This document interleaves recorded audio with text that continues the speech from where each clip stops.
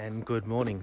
We're out here at the Yarra Ranges, about an hour east of Melbourne. Some really nice native Australian forest out here. Got some sort of those towering tree ferns, some really giant mountain ash, so like just columns and columns of tree trunks all through the forest. It's a really nice place just for a Sunday drive to get away from the city. But I'm out here this morning to do some forest photography. Now it's a clear day today, there's no cloud in the sky, and we're sort of just on sunrise. But in about half an hour's time, the sun's going to get over the hills in the distance and start sort of shining down in through the forest. And that's something I haven't really shot too much before.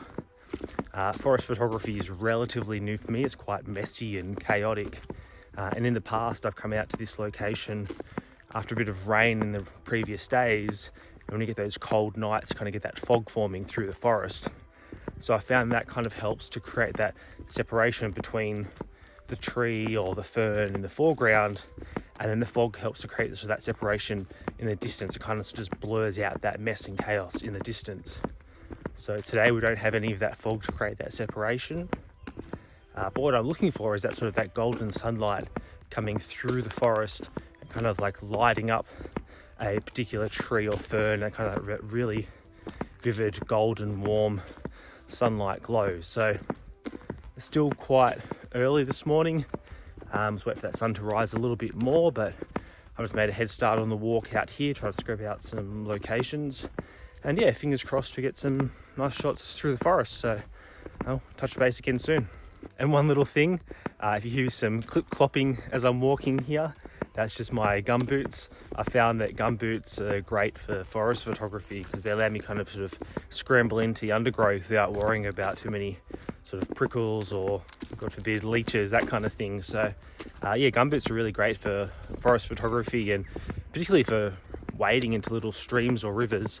I don't know if there's going to be quite that on the cards today. There has been a little bit of rain recently, so the forest is quite nice and lush and green, but maybe some of the streams could be flowing. So if I get one of those, that's a nice little bonus. But otherwise, yeah, these gum boots just help out to kind of like wade through the forest and kind of get that sort of nice, unique composition down by the ferns, or get a nice sort of high vantage point on a ridge as well. So yeah, let's make the most of it.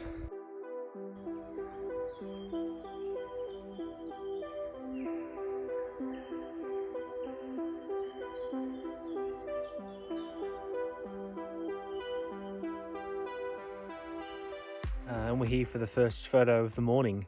Found a nice little gully valley here, and it's about 90 minutes after sunrise. So the sun's starting to poke above the canopy of the trees here.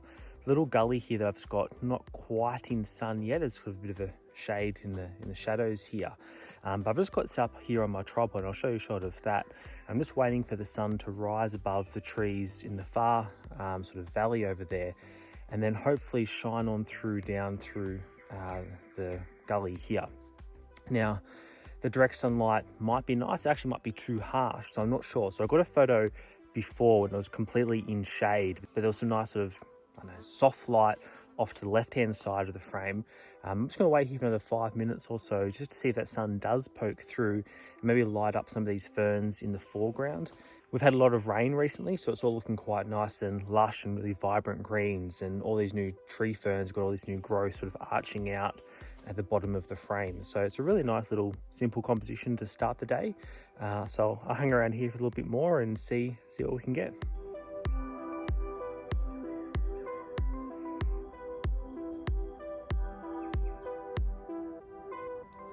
We'll end up waiting here a little bit longer than a couple of minutes. The sun kept changing its angle through the forest, so sometimes the ferns in the foreground were lit, sometimes they were in shade, sometimes the tree in the background was lit, sometimes it was in shade.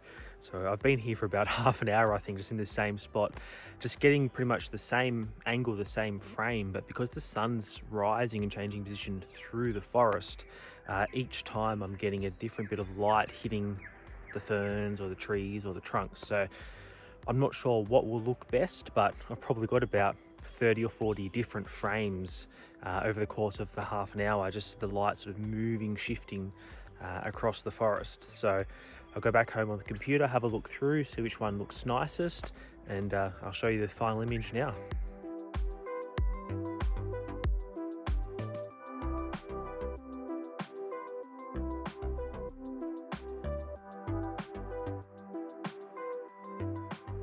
One thing to mention while I was taking the photo is to bracket your shot with this sort of direct sun in the forest. When it hits those ferns in the foreground, they're really quite vividly bright, almost sort of like burning hot white bright.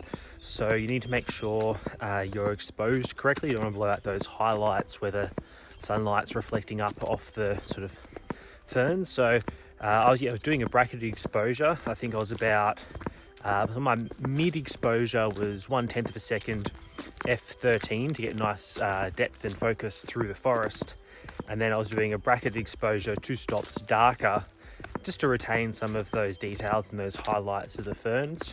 And thankfully it's not too windy this morning, so the ferns aren't really moving around, so that little bit of time difference between the bracketed exposures should be able to blend the darker one in with the sort of well exposed mid exposure as a luminosity mask in Photoshop, and just paint that in where it's a little bit darker on the ferns, just to keep those details and those highlights.